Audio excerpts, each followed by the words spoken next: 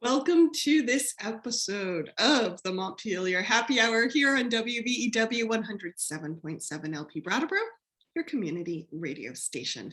I'm your host, Olga Peters, and we are returning to a topic that is, I would say, a perennial one in Vermont, but definitely a perennial one on this show, and that is how Vermont funds education. And our lovely co-host and representative, Emilie Kornheiser, is a member of a task force whose name always escapes me, but it's to implement, you're tasked with implementing the Colby report, basically the recommendations in the Colby report, which was a UVM report that came out, was it in 2019 at this point, Emilie? It feels forever ago. So it is, I'm co-chair of the task force on the implementation of the pupil weighting factors report. And the report came out on December 24th, 2019, and then was updated on January 18th, 2020. Okay. And if I've learned anything from this process, I've learned that when one creates a task force in statute, one should be mindful of how many times they'll have to say the name of that task force aloud. Yeah, there's no, like last week we talked to Charlie Kimball about the Rural Economic Development Caucus, and they have a great name, Red Wing. So where's your great name, honey? Cannot even be abbreviated. It is just. Which I guess is kind of an overview to how complicated funding education is in Vermont.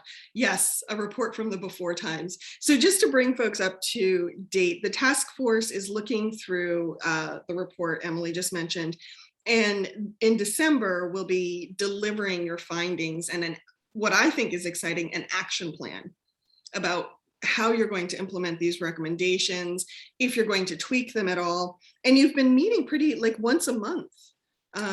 More often than that. I think we had 10 meetings in statute. And so it's been somewhere between, sometimes it's once a month, sometimes it's twice a month, sometimes it's a couple weeks in a row. Well, the next one coming up is November 10th, I believe. Whatever next Wednesday is, yeah. Okay, yes, November 10th. We both have deadlines that day. And I was reading through, the task force recently sent, it's an 8-member task force, 4 Senate, 4 reps. And you recently asked some questions of Tammy Colby and the research team. And I was just reading through that memo this morning, their responses. And I think for me, it just brought home how, Tammy put forward, and the research team, I should give them all credit, put forward a number of recommendations about how we could better fund education, particularly for students who are either of low income in geographically rural areas, students whose first language is not English. And they seem very simple on the surface. And yet what the impression I was getting from this memo was each time you kind of pull a thread and say, well, exactly how would this work in the real world? It's just like a ball of yarn that has just really gotten tangled, and every time you pull one piece, another piece kind of knots up. Is that your experience, Emilie, or is that just for me on the surface what it looks like? That is very much my experience. It's actually part of why I wanted to be on this task force, because I think one of my core goals as a legislator is to stay curious about the work I'm doing. And because of this constant pulling of threads, because of the mix of some really deep academic research and some very practical policy concerns, there needs to be a really constant process of discovery and reevaluating and shifting in order to just get this work done. And so, yes, that's very much my experience so far. And I appreciate that you noticed that in just reading this few-page memo. I would love to just back up a little bit just to lay the groundwork for folks. So when this report first came out on December 24th, 2019, which is Christmas Eve. Before times. It's both the before times, pre-pandemic. It is also Christmas Eve. The legislature has this very difficult pattern that I keep on trying to push against as like a baby project of having all of our reports due to us on somewhere between December 15th and January 15th, which means that no one really has the bandwidth to read them or act on them before the legislature starts. I completely agree with you. I have issues with that too. Yeah, it's very challenging. So anyway, it's sort of like how if anyone watches any presidential dramas, I will admit I'm a little bit of a sucker for the presidential dramas, West Wing, Madam President, whatever. You always like bury the news on a Friday night, the big news. Yes, you do. Yeah, I feel like sometimes the reports being buried on Christmas Eve is part of that. But back to the topic at hand. Olga and I interviewed Professor Colby very soon after the report came out. So if people want to go into the Wayback Archives, this is before we were doing the joyful video calls. It was in the pre-pandemic times when we just had audio recordings, but they're still there in our archives on Captivate. And that was the first time that we talked to Professor Colby about this. And it was a great conversation, both in the weeds and sort of getting at the bigger picture. And for me, this is before I was on a committee that had any jurisdiction over this issue at all. This is when I was still on the Commerce Committee. And really curious. Well, and I would say that her recommendations for many people were, yes, we knew this. And for others were really like, oh my gosh, are you kidding me? Like, I think the reactions were pretty polarized as well. Yeah. And so the question that the study, the question that was asked of the researchers was essentially, if we maintain current law with the way education finance is structured, what would be a scientific way to apply weights to pupils for the purposes of calculating tax liability for communities? And when we say weights, I think it's even important to step back enough to say, when we say pupil weighting, we're talking about like pounds and ounces and percentages. We're not talking about time. So it's WEIGHT, not WAIT, pupil weighting. Despite what some critics might say, yes. Yes. And so it is, we are indeed spending a lot of time waiting on the task force for analysis to be done between our meetings, but the actual mathematical work we're doing is weighting, EIGHT weighting. And so essentially almost every school system in the whole country has some system where students that we know cost more to educate, students living in poverty, English language learners, some states apply this to rural students, are counted in some way as more than one student. And because every state in the country has a slightly different way of funding education, those weights mean things in different states, and those weights are different in different states. But almost every state has some mechanism for saying these students cost more, and so these students count more. Most other states deliver some degree of dollars out of their state coffers to communities in a direct way.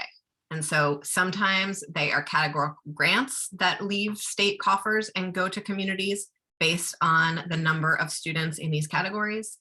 Sometimes it's that states deliver a lump sum to communities that is then increased by a certain percentage based on the number of students in these categories. That's called a weighted foundation formula. And then Vermont, once again, does something that's different than anywhere else. We're special. We are special. And this is actually a thing that's fairly special about us, like genuinely special. It has challenges in it, but it is, I think it is actually a place that some Vermont exceptionalism is warranted, in that the structure, the broader structure of our education funding system, not the particularities of the pupil weights, but the great big picture that we're spending not as much time talking about as we could during this task force, is really a profoundly progressive funding mechanism, small p progressive, meaning that more of the burden is carried by those who can most afford it. And we are spreading the cost across geographies. So most schools around the country, we see huge disparities between schools in wealthy communities and schools in poor communities, because taxes are raised locally via property taxes to pay for schools. Is this an okay level of weeds, Olga? Okay. I asked No, you. I think this is. I think this is good. when you want me to. Okay, when it's necessary. So please feel free to pull. And in Vermont, that was true. We had a foundation formula, like I said, a lot of other states do, that sent a lump sum from the state coffers that was had a percentage increase based on the population in the school, and state sent that out to every school every year. And then to make up the difference in how much they wanted to spend on their schools, schools would raise taxes locally, towns would raise taxes locally. 20-something years ago, all over the country, a bunch of very well-meaning families, parents, advocates started bringing lawsuits against schools and against states for these real huge discrepancies between different public schools in the same area. And the impact of those lawsuits were felt really differently in different states for different reasons. In Vermont, if anyone wants to remember back to the time in August when Olga and I read the Constitution aloud, or wants to go back and listen to those episodes, I find them very soothing. I think we did a very nice job. We have We learned a lot. What? We learned a lot. We did learn a lot. It was really, sometimes reading something aloud really like processes it so differently than reading it to yourself. So in Vermont, we actually have a provision in our state constitution around equal access to education for Vermont's children, which a lot of other states don't, because state constitutions were, drafted by humans negotiating with each other. Men, not even humans, white men. They were drafted by white men negotiating with each other many years ago. So we had this constitutional provision, which meant that when the lawsuit was brought in Vermont, that it was decided in favor of the folks bringing the lawsuit, which is the plaintiffs. Just to use a well done. Thank you. So far from a law school education here. So what that meant is that then the legislature was tasked by Vermont Supreme Court to do something about this inequity. And that Supreme Court decision was called the Brigham Decision. And it's actually remarkably short and readable if anyone wants to do that. It's only a couple pages long. Maybe we should read that out loud sometime. Maybe we should do like next summer when we're getting ready for a break, we could do like great court cases that shaped Vermont. Yeah, that sounds fun. I think that's a ding right there. Yeah, there's like that great Radio Lab series on the Supreme Court. I don't remember what it's called, but I had a really good time with that. I wish they were still doing that one.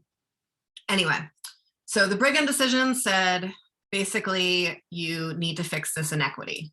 And Vermont's legislature at the time passed something called Act 60, which I think most people have heard of. And I think that's what most people refer to our education funding system as, it's Act 60 is kind of the shorthand. Yes. Yeah. And in Act 60, we decided that the way we were going to fix the inequity is by focusing on access to funding for these communities. There were a lot of other paths we could have gone down. It could have been about stronger educational standards that schools were required to be held to. It could have been about how funds were sent to districts, like just actually increasing the foundation formula probably would have done it. But in fact, what we did was drastically remake our entire education funding system to create a much more equitable access to resources for each community. That's the choice that was made. That was in compliance with Brigham, but again, one of multiple choices that could have been made at that point. And then here we are. And there have been a number of other acts passed since then that tweaked it. Yes. So when that happened, we did many, many things with our education funding system, but the basics of what we did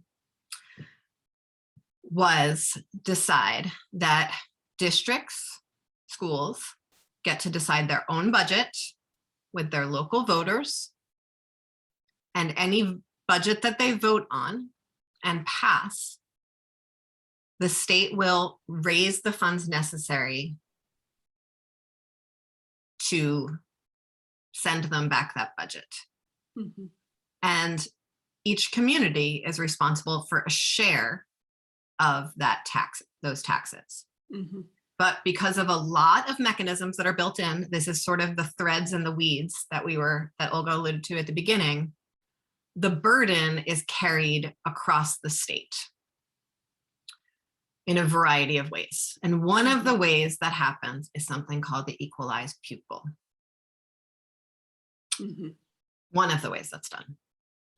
There's also the common level of appraisal, which we have barely talked about on the People Weighting Task Force, and we're not going to talk about today, but is very interesting and could use some time. It is fascinating. A number of interesting episodes in between. Yeah, we would have to bring an expert on, because it's like education funding. On one hand, it's very simple on the surface, but then once you get into the mechanics and how it actually, what it ripple effects, it can be a little bit of a brain twister. Yeah, so maybe we can do that in a couple months, because I think if we did those 2 episodes in a row, we would lose some listeners. So the you might lose us. So the the way the equalized pupil count is determined, and I'm not going to give all the details on this either, but part of it is that when we're counting pupils in each school, students who are English language learners or living in poverty or are counted more than students who are not. They count as more than one student. And sometimes that's a percentage, and it can look odd on paper, but that's the concept behind it. Yes, exactly. And so the way that we determined in Act 60 how much more a student was counted for the purpose of counting the students to then figure out the tax liability, we brought over the exact same weights as we had used in the foundation formula when it was actually just about sending money to districts. Okay, that I didn't realize. I always wondered where those weights came from. No one knows where the foundation formula weights came from, though. Yeah, I think that was one of the criticisms in the Colby report, actually, is like, what is this math based on? Yeah. And so one of the things that's, I think, interesting about this is, best intentions, bringing over a weight from one system to another, did not say we're using these weights very, very differently in these 2 systems. One is actually about delivering dollars and one's about delivering tax liability. Maybe we should use new numbers. And the other piece that I think is really, really important and interesting and makes me remember that time does in fact move forward is that we in fact did not have the statistical computing capacity at that time to easily actually figure out what an accurate weight would be. Huh. Oh, interesting. Yeah. And so, yeah. Let that sit in for a minute. I mean, we might have been able to come up with something slightly better than we did, but we really didn't have the level of statistical computing capacity available to the average researcher to do the kind of really huge data set analysis that Professor Colby and her team did on this. So that's a lot of the background. Well, I appreciate that, Emilie. And I want to step in quickly and just say, because some folks in Vermont are really, really entrenched in education funding and revising education funding. And so for them, they're probably sitting there going, oh my God, I know this. Why are you going over this again? And I just want to point out that one thing I feel very, very passionate about is that you can never control when someone enters the conversation. And so you never know what background information they have. And I think given how intense and layered and multifaceted and emotional our education conversation can be, I feel it's really important to go back over that territory so that if there's anyone new to this, they have a good foundation to understand things. So thank you for that, Emilie. The other thing that I think is really important about that, and absolutely everyone always enters these conversations at all different points and from all different perspectives, is that we're very quickly gonna start talking about things like marginal effects and equalization and the difference between multiplicative and additive. And it's the only way to have this conversation. And the vast majority of people I know have really significant math trauma from school. And this study does not address math trauma. But what I've realized is, so I grew up in a place where we were doing algebra at the dinner table in elementary school. Like, my dad is super geeky, super into numbers. I just grew up living and breathing math and never had, there's all of these really incredible education studies about what happens to girls in middle school and their comfort and aptitude for math, and how there's a huge drop off. And so it took me actually a long time to find my way back to enjoying math after that happened. And it was fun in college in a psychology class, which is, women's work, to learn. That was sarcastic. Anyone who did not catch that, to learn that this thing that happened to me was part of a pattern that happens to lots and lots of women and girls in America. But I've been super grappling with how to explain these complicated concepts in a way that people's brains don't shut down. And so that's a fun part of this conversation too. That's really interesting. Well, we have about 5 minutes before we have to hear from some underwriters. And that is one question I wanted to ask you, Emilie. As you've been serving on this task force, 20 years or so is a long time for a system to be in place. And it's basically a generation in many respects, as far as elementary to high school goes. And for many communities, Act 60 is a very fraught topic. Sometimes just emotional, but often they have very good reasons behind those responses, positive or negative. And so I'm wondering, for you, as the task force is diving into this issue, how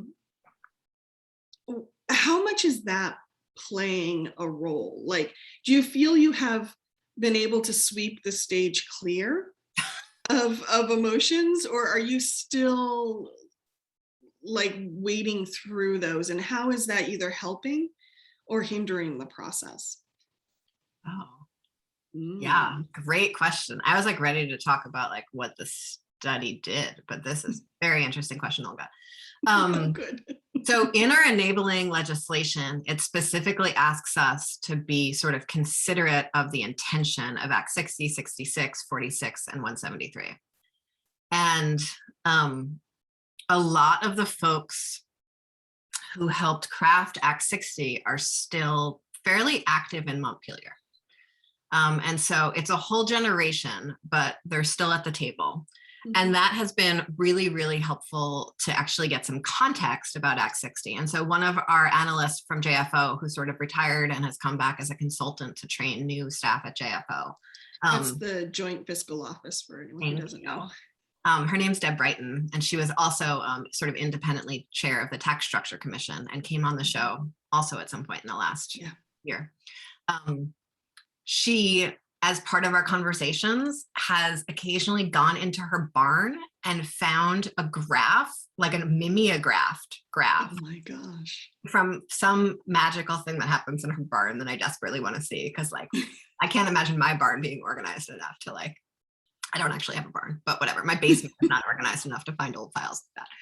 But, and she's pulling out these mimeographed graphs that were part of the Act 60 conversation for us to have context. But that's fairly unusual that someone has that level of archival capacity. Organization. Or organization, yeah. So that's part of it, that we have people who are part of that conversation and can bring that conversation forward, which is rare in legislative work. Often we're saying what was the intention here? And we don't know, so we're just going to reinvent it. It's part of the 2-year legislative cycle too. And then we have communities who are still deeply engaged and feel deeply hurt by Act 60, who are showing up at this table as their opportunity to sort of fix things that they felt never got fixed, or to Yeah, that's how I'll end that sentence. And then there's also a lot of folks around the state who were really energized or activated around Act 46, which on some level was about school funding. Yeah. And again, was not in the legislature during Act 46 either. But again, an issue that really divided communities, a lot of conversations around why should my wealthy town be responsible for this poor town? Why should a lot of poor towns saying, why should this wealthy town have governance over me and my kids? A lot of talk around like, whose kids are my kids? And that happened in Act 46 and that happened in Act 60. And yes, there are still really heightened emotions from that. And people with very different memories of sort of what has happened since then.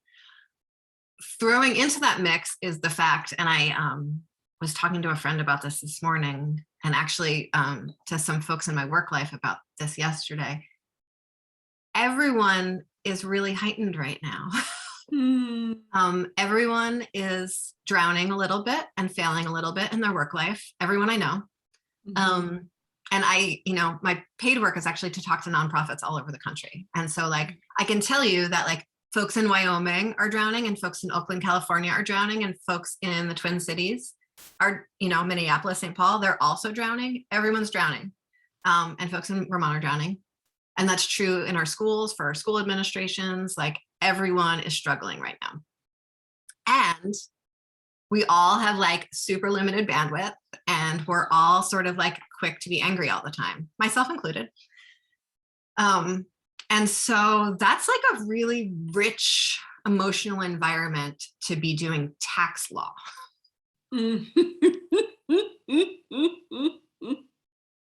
Well, which taxes in of themselves often tend to be a Very pressure important. point for a lot of people. Yeah. And then the last part that I think is really important to name is that since Act 60, the demographics of our communities have changed significantly. The impacts of poverty are felt differently in our communities. The face of poverty is different in our communities. And our human services agencies are more stripped than they were 20 years ago and have less capacity to show up in communities than they did. And so what I've seen so far is a lot of folks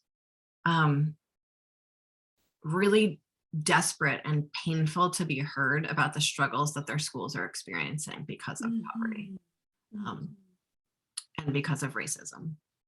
And that is something that I feel so deeply from living here in Brattleboro and knowing and loving my community and the work that I did at Youth Services and with DCF. And that struggle and like what it means in tax policy is something that I'm sitting with all the time. But when I'm talking about adding and multiplying, I think it's really hard to communicate that level of emotion. And so that also is some of the disconnect I think that we're experiencing. Thank you, Emilie. I thank you for wrapping your arms around that for us, because I really, I feel, for better or for worse, the ongoing legacy of Act 60 on the ground level, there have been positive and negatives, and we can probably talk about those all day. But I don't think we should ever forget how emotional Act 60 is, but also just education is, because for a lot of people, it's their children, their grandchildren, their nieces, their nephews, their cousins who are being impacted by this. And I just don't think we can lose sight of that. We're going to hear from some underwriters here on WVEW 107.7 LP Brattleboro, and we will be back in a moment. Thanks.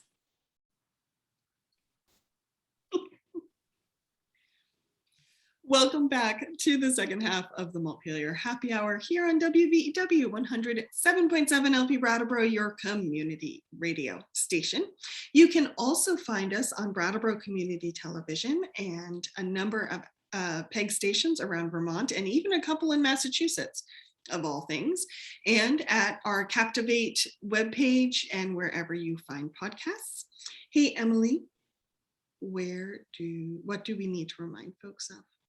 The views and opinions expressed here on the Montpelier Happy Hour are those of the host and the guests separately, and not the radio station, nor the multinational conglomerate that is hosting live streaming right now, nor anywhere else that it might be broadcast. It's just the opinion of the host and the guests. Thank you. Thank you. Those of you who are just joining us today, Emilie and I are talking about education funding, as you have heard us talk about before. But Emilie is the co-chair of a task force that is aimed at implementing different recommendations from the pupil weighting study that was released in 2019. And they have a report that's due to the legislature in early to mid-December. Yay. And I will be linking in the show notes. So you can find those either where you find your podcasts or on our Captivate page, to where you can go to find videos of the meetings they've been having, different paperwork and reports that are part of the process at the Joint Fiscal Office's website. Whew. Emilie. Yeah. What are some of the things you're actually working on in the task force? Do you have any preliminary recommendations you can share? Yeah. So first, I want to sort of explain what the report did just a little bit. Okay. So is that okay? Yeah. Okay. And again, if people are just joining us, we're talking about pupil weighting in terms of WEIGHT, not pupil weighting WAIT. Are people actually saying that to you? Is that Occasionally. some of the Yeah, just like criticism you get? occasionally when I'm just sort of talking about casually, people are like, people waiting what? What are they waiting for?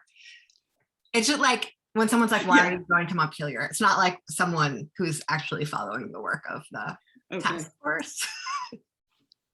I couldn't tell if you were getting snarky comments or No, they're genuine not curious comments. It's just like when I talk about it in passing, people are like, what are they with? You know, it's just Gotcha. when you look at it, I think most people have seen it on paper who I'm talking to about it. And so then you don't even realize that it's the same thing, but in passing, sometimes people get curious about it. Because, you know, there is actually a task force that's charged with medical wait times, and that's WAIT, right? So like, you know, both can happen in the politics. Okay. Fair enough.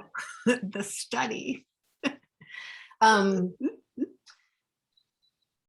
Olga, I think we should do a show about social media and politics in Vermont, because my feelings about the Facebook are, they're big right now. And I think they're big for a lot of people right now. And my paying job, we were talking about this yesterday, and we think we're actually going to leave Facebook. Yeah. So I don't think I can. And so I would love to just talk about that for a while on the show. I think that's a really interesting thing. Sure, okay. Sure. So the pupil weighting factors report was commissioned by the legislature. The contract was held between the Agency of Education and a team of researchers. Professor Colby at the University of Vermont, Bruce Baker at Rutgers University, and then two researchers, Drew Atkinson and Jesse Levin, who are both at the American Institutes for Research, which is a think tanky thing. So again, the contract was held by the Agency of Education, not by the legislature. Sometimes the legislature holds consulting contracts. Yeah, good point. And what they were tasked to do is to say, if the weights were going to be recalibrated according to the existing law, so all the other math that's in existing law stays the same, what would accurate weights be? And what they did in order to figure that out is they put all of these different things around school spending, the amount of money schools were spending, the amount of money that districts were spending, the amount of money that states were spending. They put them all into a great big statistical machine. I really hope Professor Colby doesn't hear me describing it this way because it's ridiculous. They put them into a great big statistical machine. But it gives images, which are important. Yeah, yes. Yeah. Great big statistical machine along with information about students and students' reading scores and math scores as a way of sort of measuring achievement and student demographics. So, the poverty level in the schools, the number of English language learners in the schools, all those things, and said, how much more needs to be spent on a student who is living in poverty in order for their test scores to be the same as a student who's not living in poverty. Okay. And so that sort of much bigger question around why do students who are living in poverty tend to have much lower test scores than students who aren't, that is not part of the study, that why, or Okay. what's the best intervention in order to have students living in poverty get to the same test score as students who are not living in poverty. That's also not part of the study. All that the study, go ahead. No, sorry, finish that thought and then I'll. All that the study was tasked with was, given the exact math and current law, what are the accurate weights to bring students who spending for students who are not living in, who are living in poverty to the same test score as students who are not living in poverty. And I've spent spent a few years of my career focused very much on what are the actual interventions we need to do in communities in order to bring students' test scores who are living in poverty up to the same level in poverty. That's part of what I did when I worked at DCF under a specific grant. But here we're just talking about, like, what are the dollar differences between these two things? Well, and I just wanted to say, I think sometimes that's what can lead folks to feeling a little frustrated or even confused around education funding in Vermont, is because we're kind of, I think so often when we think of education, we're thinking of classes, we're thinking of interventions, we're thinking of those kind of social collateral type things, for lack of a better term.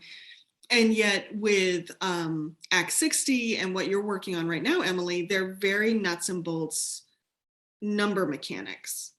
And so even folks who talk about Act 60, they say, there's equal access to opportunity, there's equal access to capital, money. Are they always the same thing? And I just want to point that out, because I think for some people, that's still an inner conflict for them about what are we talking about, which is more important to prioritize. And it's sometimes explained the whole thing as like a three-legged dog, Vermont's educational funding formula. And I don't know if I've done that on this show yet. I don't know either. Seems like a memorable, ridiculous thing for me to say. But Vermont super prizes, for a lot of good reasons and a lot of challenging reasons, local control. And so all of those interventions are all decided at the local level. How the money is actually spent, all decided at the local level. What are we actually going to do about these differences in achievement? That's all decided at the local level. The only control we have at the state level is on this funding formula, essentially, right? Yeah. And so that's where we focus our energy.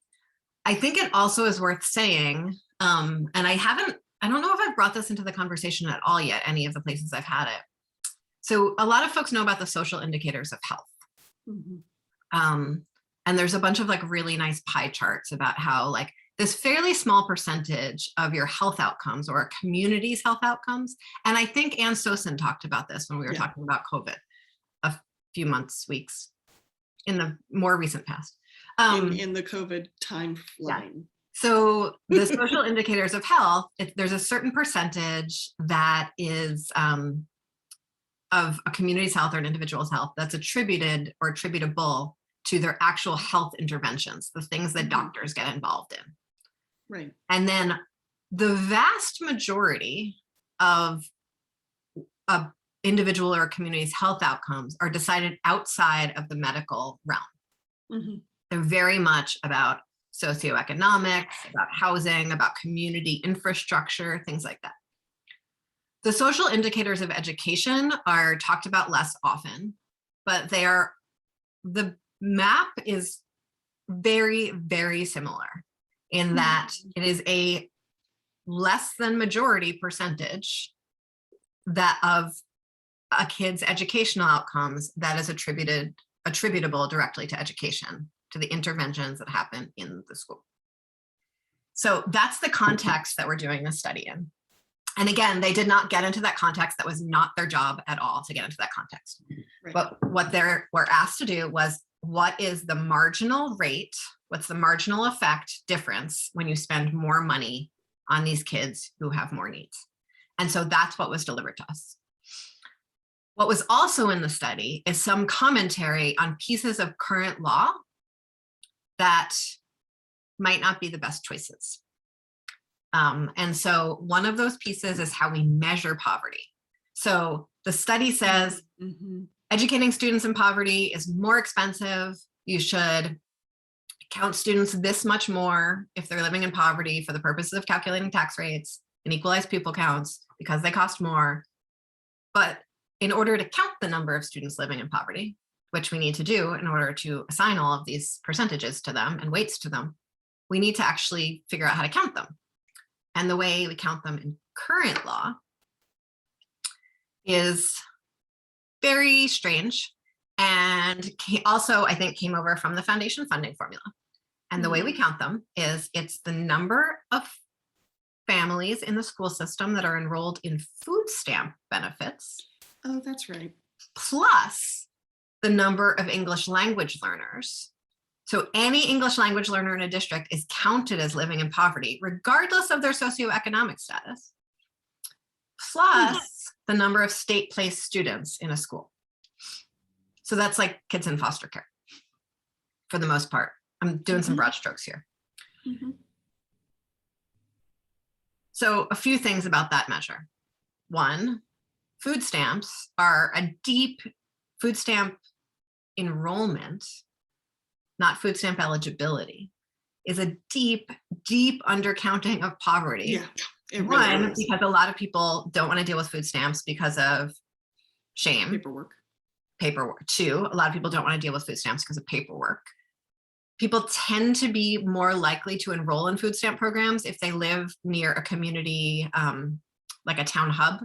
So if they live near a district office for the Agency of Human Services, they are more likely to enroll in food stamps because it is easier because they can get to the office. And it's actually just a the eligibility for food stamps is a very, very low threshold of poverty. So there's that, just like drastic undercounting and regional disparities around food stamp enrollment. Why would all English language learners count as living in poverty? That's like both weird and racist and just weird. Yeah, that's a definite bias right there. Yeah. So strange. And then state-placed students can be counted as living in poverty in other ways that it doesn't sort of make sense to count them automatically. But that one's the one that like sort of might make almost the most sense. But that's more counting trauma than poverty, actually. Because any state-placed student has experienced trauma in being removed from their family, regardless of why they were removed. Yeah. Lots of other studies about that we're definitely not going to talk about today. So we had a bunch of people in to talk to us about what's a good way to measure poverty. A lot of people would think the census is a good way to measure poverty, but it's not in Vermont because our census tracts are too small and aren't populated enough, and we have to suppress numbers for privacy, and our census data is terrible here. And I think we've talked about that on other episodes too. We're really building these conversations as the years go by, Olga. So can't use census data. Had the tax department in. The tax department has a deep, deep obligation to keep everything they do a secret. And there's good reason for that. So can't use tax data. What does that leave us with? So what that leaves us with is mostly free and reduced lunch data, which schools collect. Okay. And that is better than the super weird measure that we use now that is not used in any other context anywhere. Free and reduced lunch data is used for a lot more contexts. It's how federal funding is sent. A whole bunch of stuff comes from free and reduced lunch data. But there are problems with that too. And so one of the choices that we are making, we have not officially voted on, but is a preliminary decision and was recommended in the report, is moving to free and reduced lunch data, and then taking the next step of likely recommending the requiring a universal income form at schools rather than collecting free and reduced lunch data. So that would mean that all families needed to fill out this income declaration instead of just folks who want their kids to get free and reduced lunch. And that's something that's already used in Brattleboro schools. That's something that's already used in Burlington schools. It's something that's already used in the districts that have moved to a universal lunch program. Okay. But it's not used everywhere yet. And the form as we use it now is excessively complicated. And so we're working with some partners on how to simplify the form so that people actually fill it out accurately. But that will have lots of other really positive policy implications once we move to that form. But anyway, so we're moving to free and reduced lunch data as a placeholder because it's much better than what we were doing. And interesting. Everyone agrees on that. That's one preliminary decision. Okay. Okay. Another preliminary decision is that there's this thing in the formula on how we figure out how the weights turn into the number of students that sometimes we multiply and sometimes we add. And no one knows why it was ever written that way. Oh no. No one knows. No one knows. Okay. And there was a while when we were still talking about this in committee before it came to the task force where I created all kinds of hypothetical scenarios for why that might make sense. But I don't need to get into those because like no one has any idea why that was a good idea in the first place. No one's come out like, we've asked Professor Colby, we've asked the Agency of Education, we've asked the folks who wrote Act 60. No one knows. So we're moving to an entirely additive system. And there's other reasons for that that might be interesting to get into, but I fear we are running out of time. We are 10 minutes. Great. So those two small decisions in the grand scheme of decisions, those two very common sense decisions, I guess is the best way to describe it, that have big ripple impacts, but are not particularly controversial. Both of them mean that the weights that were delivered to us in the report needed to be recalculated. Yes. That the weights that were delivered to us in the report are not appropriate for that new context that I just set by making changes that were recommended in the report and are a good idea. And so we then had to ask Professor Colby's team to recalculate the weights, and they very kindly did so. They are so far above and beyond their contract with us.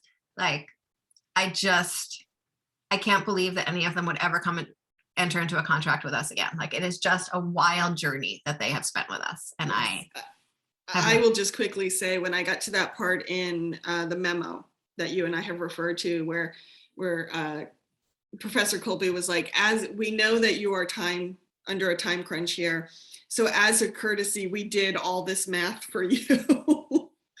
I was just like, that is kindness. That's not just professional courtesy. That's true kindness, given everything that's on the task force plate right now. So yeah. I just want to make sure everyone knows that. Yeah. And so, but what that means is that some of the spreadsheets that our JFO, so we have the weights, and then we have to say, what does it look like to put these weights to match up with every single school and district and their particular numbers and their particular situation. And so some of the schools are independent, like sometimes a school is a district, and sometimes 4 schools are part of a district, and sometimes 4 schools are part of 2 districts, and sometimes, we have a very complicated system of districts and unions and schools in Vermont. Before Act 46 we did, after Act 46 we did. It is a complicated situation. And so doing all of that, adding in the right data on SNAP or free and reduced lunch, what it looks like to pull the kids that are English language learners out of the poverty numbers, all of that all is something that our JFO staff had to build out with help from the Agency of Education, because most of the data sits at the Agency of Education, but the model's going to sit at part of the model is going to sit at Joint Fiscal Office. So them taking the weights and then saying, what does this actually mean for schools? That's what JFO is doing. And so once we got these recalculated weights, we then had to say, oh no, our almost ready spreadsheet is in fact not ready because we have to put the new weights into it. And so we've had 2 meetings that we've had to postpone because these are like massive, massive spreadsheets with like 1 million tabs where everything feeds each other. And if one district sends in the wrong data and says like that they're at 120% poverty, it doesn't just mess up that one district's row, it messes up because everything is equalized against each other, which I haven't talked about at all and is actually really important. It messes up the numbers for every other district. And so really excited about these new weights, really excited about Professor Colby's memo and the clarity it brings to the work we're doing. And it means that the numbers need to go back into the number machine, and we need to have this.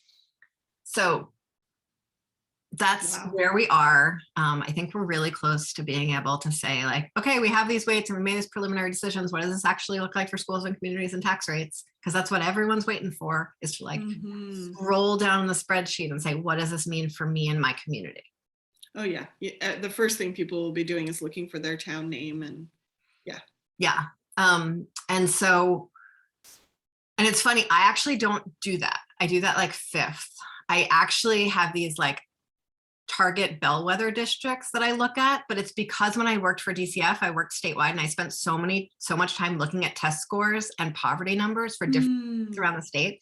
So I have these like weird bellwether districts that I look at to be like, oh, is this doing what I thought it would? Is this doing what I thought it would? Interesting. Okay. Which is how we've found a lot of the errors.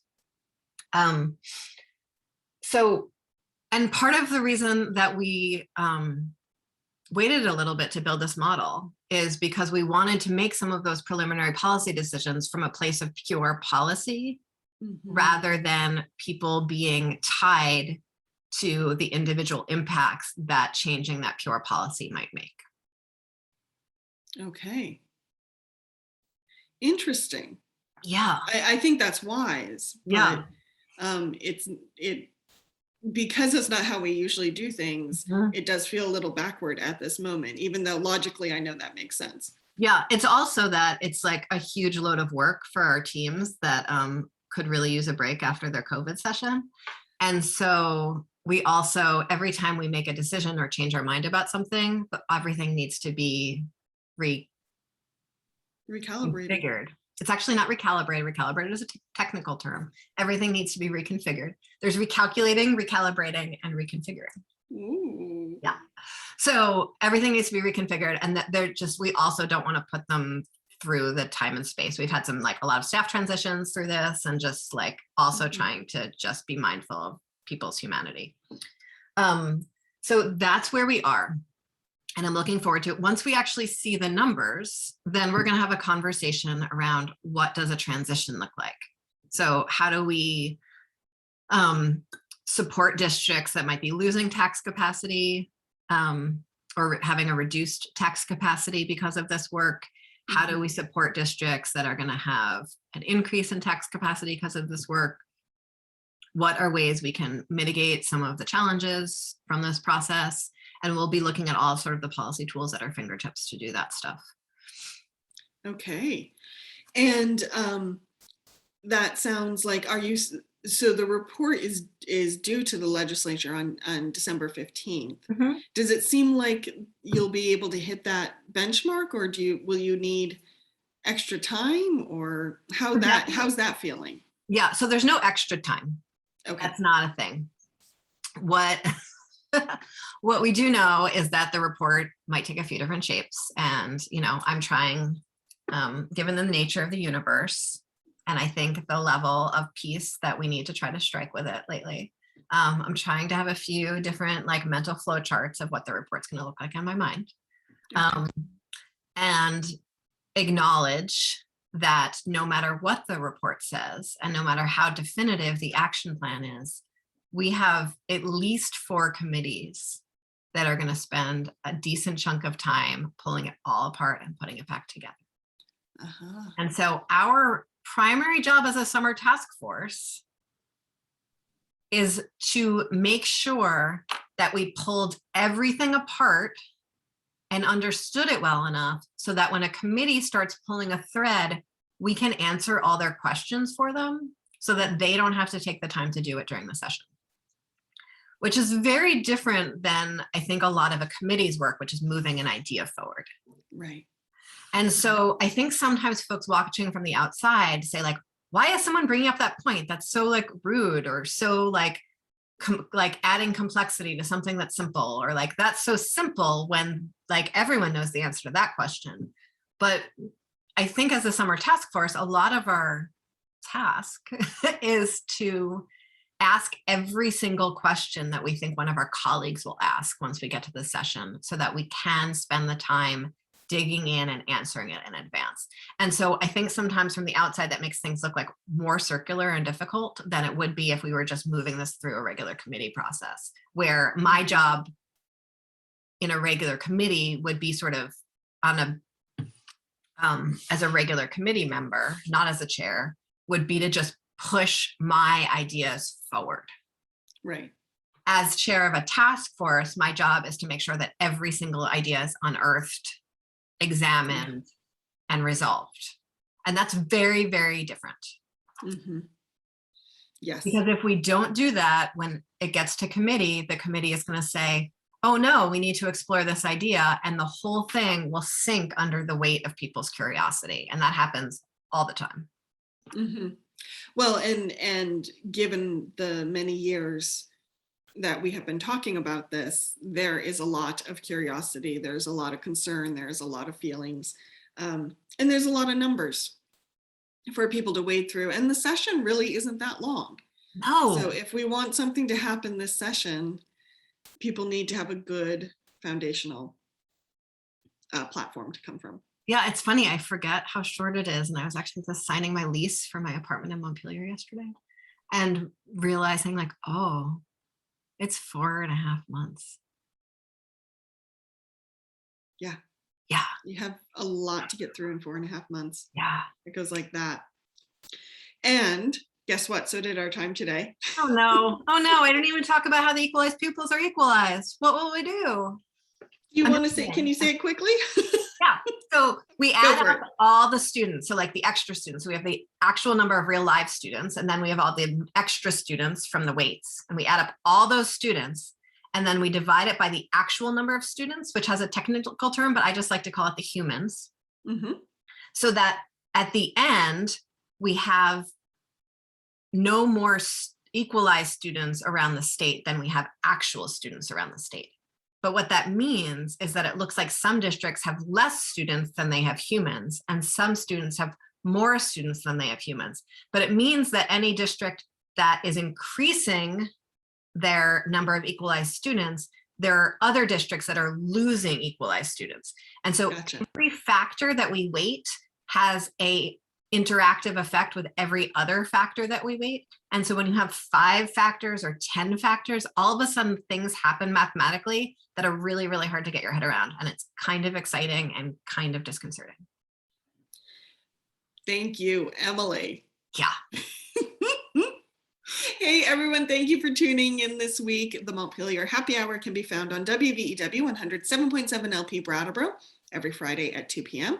You can find us at the Montpelier Happy Hour.captivate.fm, our Facebook page, as well as wherever you find podcasts, and BCTV as well, our public access channel. And Emilie, where can folks find you?